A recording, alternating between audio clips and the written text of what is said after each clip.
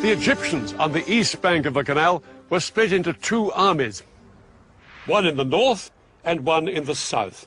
100,000 men and about 1,000 tanks, well dug in and well defended by minefields. They looked impregnable.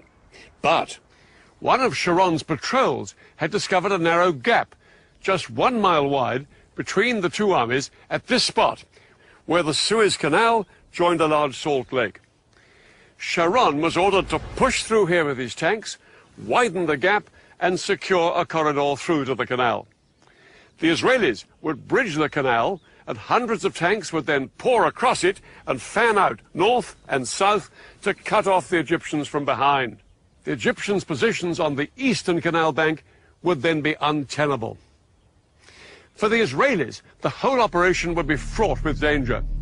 The biggest threat was an Egyptian stronghold here, called Chinese Farm. It was just north of the planned Israeli corridor.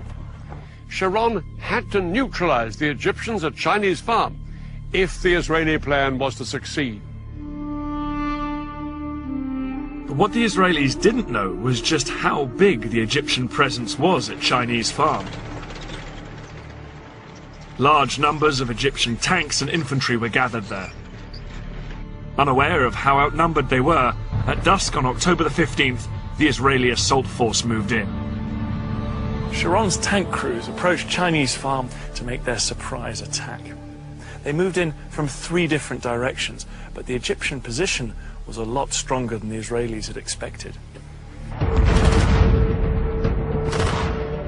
A ferocious night battle erupted between the Israelis and the Egyptians. Both sides now faced the same problem. The fighting was at such close quarters that it was difficult to tell who was friend and who was foe. At one point, when my tank had stopped, an Egyptian soldier climbed onto it and asked me in Arabic for a cigarette. He thought we were Egyptians. I bent down and pulled the pin on a grenade and tossed it at him. All night, the Egyptians put up a stiff defense. They disabled Israeli tanks and killed and wounded enemy soldiers. The Israelis realized they faced a tough fight to secure the vital road to the canal. The Egyptians were spread out like a horseshoe. They could shoot at us from 3 sides. It was a carpet of fire, the bullets were everywhere. I thought from here, we are not going to get out alive. This is our death place. Sharon decided to cross the canal before waiting for the Battle of Chinese Farm to be won. At midnight, he sent 750 paratroopers to sneak across and establish the vital toehold on the west bank. His men had been totally unopposed.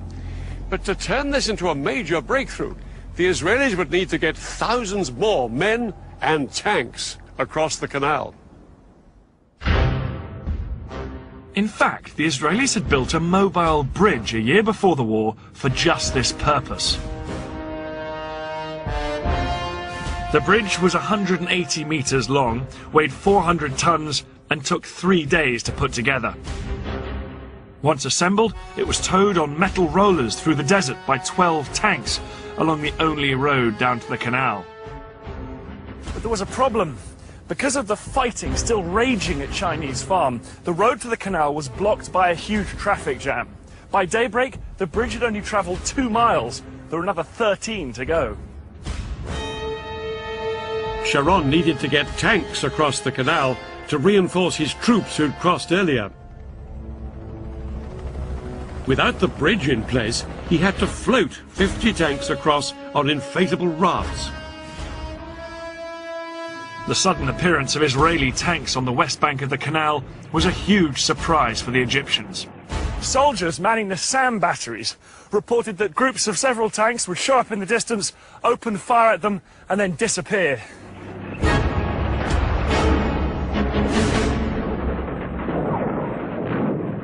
Later that day, on the evening of October the 16th, the Israeli Prime Minister Golda Meir triumphantly told the Israeli parliament their troops had crossed the canal into Africa.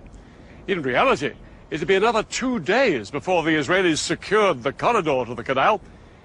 It wasn't until October the 19th that the bridge was finally in place.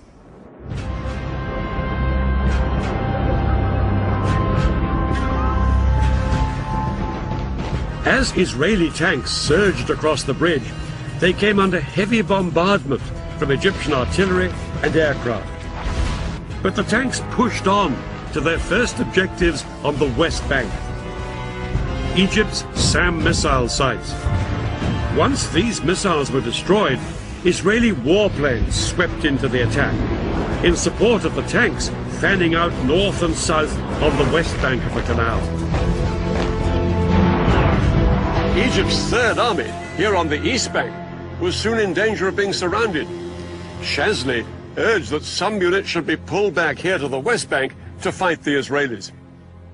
President Sadat replied abruptly, "No retreat."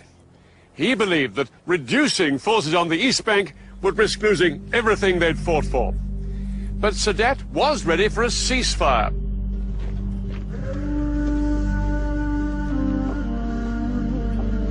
It was announced on the 22nd of October. The Israelis agreed to the ceasefire as well, but in reality ignored it and pushed on south to secure more land west of the canal.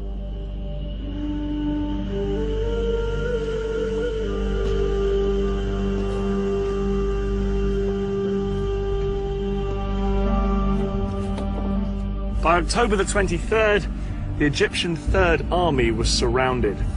The supply lines of its 45,000 men were cut.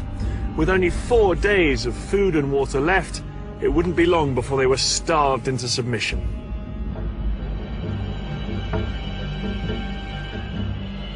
Some Egyptian soldiers were so desperate they surrendered. Others hung on. No food come to us, no munitions come to us, no evacuation of any injured, no water, and we didn't need gas because we weren't going anywhere. And just when it seemed to be over, the war took a dramatic turn.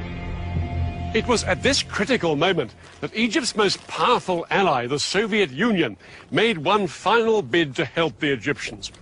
The Soviet president, Leonid Brezhnev, told the Americans unless they agreed to send a joint US-Soviet peacekeeping force to the Middle East, he would send Soviet troops on their own. The Americans were determined that no Soviet troops would enter the Middle East. In a sudden escalation, America put its nuclear forces on alert.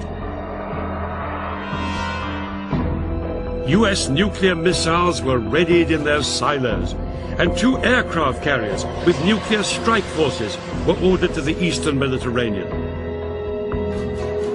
The implied threat of nuclear war forced Brezhnev to make a choice: to escalate or to climb down.